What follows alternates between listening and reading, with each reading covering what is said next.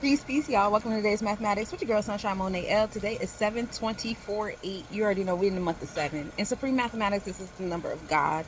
This is the 7th house, is the Libra house, which is the Libra scales, dealing with justice, harmony, and balance, your bonds and contracts, and making sure that what's going on inside of your heart chakra is being correctly expressed on the outside in your interpersonal relationships and your bonds and contracts.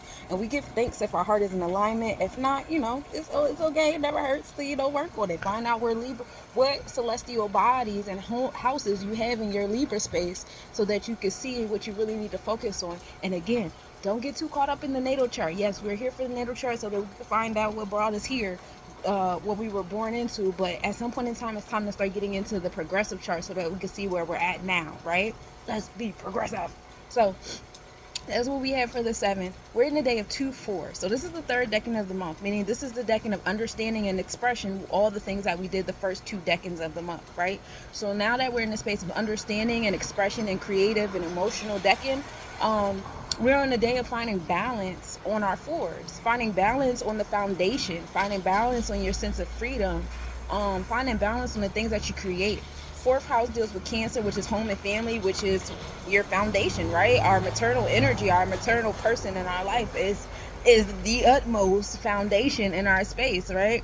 So we go inward to that feminine energy, we go inward to the womb of the mother, we go inward to the womb of the universe, all these things to find balance and foundation in that. Also, 4 can also deal with the fixed energy of Taurus. It could be a heavy earth energy being foundation, determination, and reliability. Just be mindful of not being too strong-minded, which can also be Cancer energy too, if Cancer is also pretty fixed.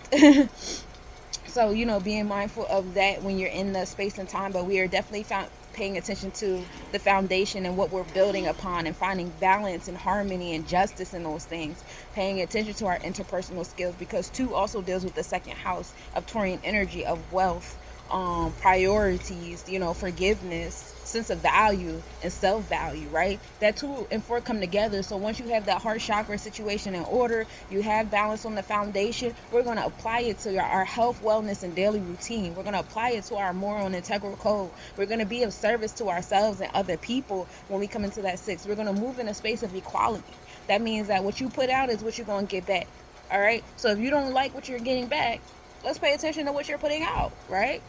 Self-accountability is key always, because you're in charge of your reality, for real. So we're going to take that 6 number of equality after we done did all that heart chakra Taurian work and was paying attention to our wealth and our priorities and all that things, and make sure it's balanced. And we're going to put it into the Libra scales, right? We're going to put it into that God energy, right? So that 6 and 7 come together and make 13. So we're entering into a karmic debt number of learning how to express your knowledge. Now, a lot of us have been caught up in the throat chakra experience, especially in our childhood, because we wasn't allowed to speak up. Especially if you was a girl, we supposed to be seen and not heard. We weren't here to express ourselves. We don't have nerves. We don't understand nothing, And our parents didn't realize they were implementing all that shit in our root chakras, right? So now 13 has become a karmic number where we don't feel comfortable expressing our knowledge, right? We don't feel comfortable exhibiting a sense of understanding of what we know. We don't feel comfortable putting into action and creating and being that cardinal energy. Everybody is looking for the next person to be the leader. Everybody's looking for the next person to be that cardinal energy and do something first. And if you don't see them doing something first, or see them doing something first and perfectly or correctly, all of a sudden they're frauds, they're this, they're that. You know what I'm saying? So we want to work on our ability to express what we know. We want to work on our ability of being that cardinal action energy in our space of creation, right?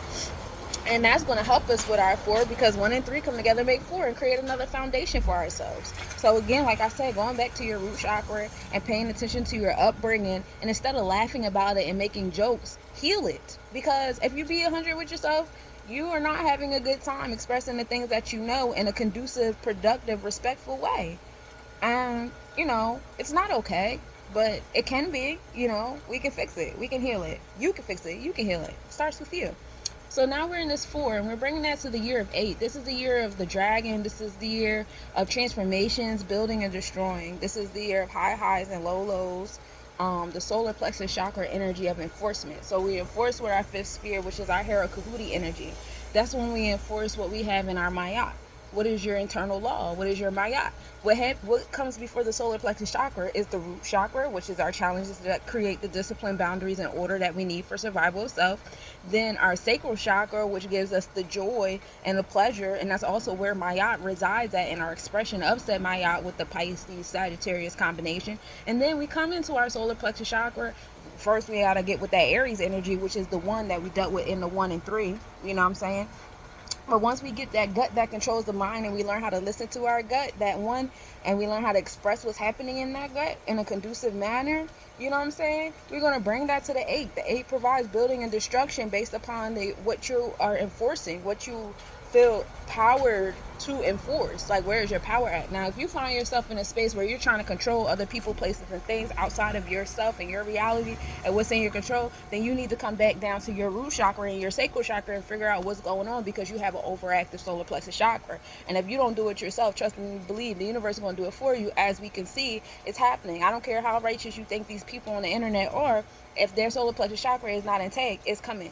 You know, I know a lot of people don't like to add 1 + 1 = 2 when they're receiving certain kind of energy in return for the way they're behaving.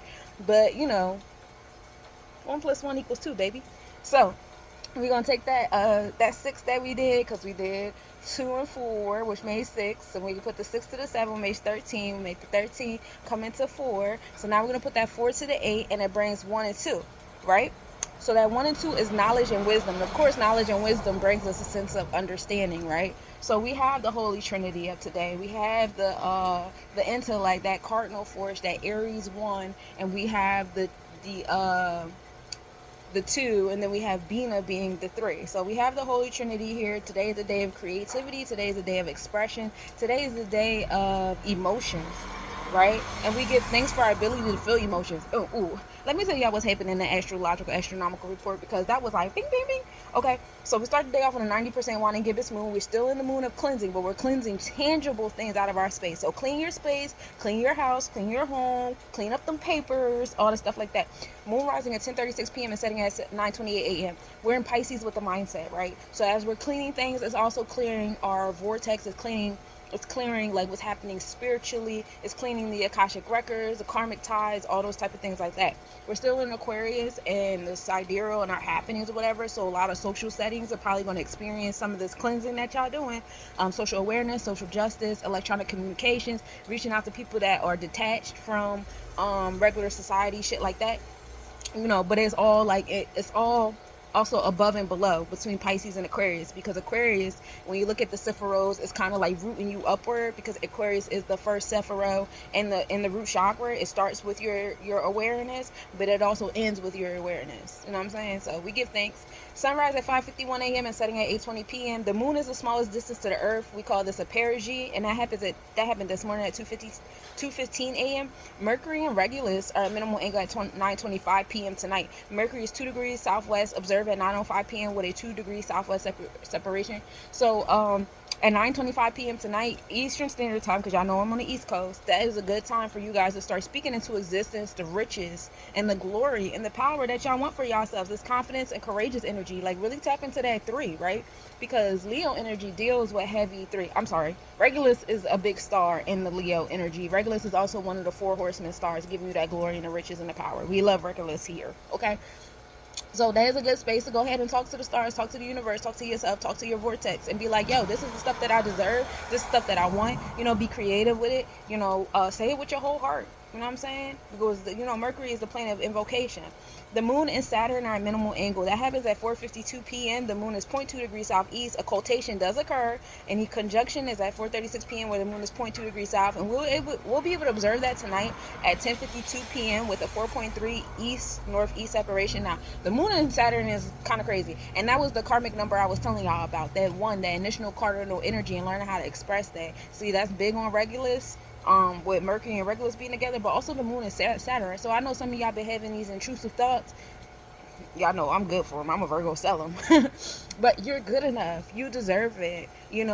Saturn is going to retrograde in Pisces, so it's really like unwrapping a lot of things that you've been believing. And with the moon in alignment, it's like bringing it into your third eye. Like, a lot of y'all been believing some nut shit, and so you feel a lot of that shit unraveling, and it can be disheartening, it can be discouraging, it can be scary, but it's for your own good. You have been sitting here putting yourself down, walking around like a servant, or walking around on your knees and all this shit like that. And you don't have to, because you are a god. Stand the fuck up. All right? And that's what I got for y'all today, my Cosmic Nobodies. Reach out if you would like a personal reading, because you know the goddess is here for you.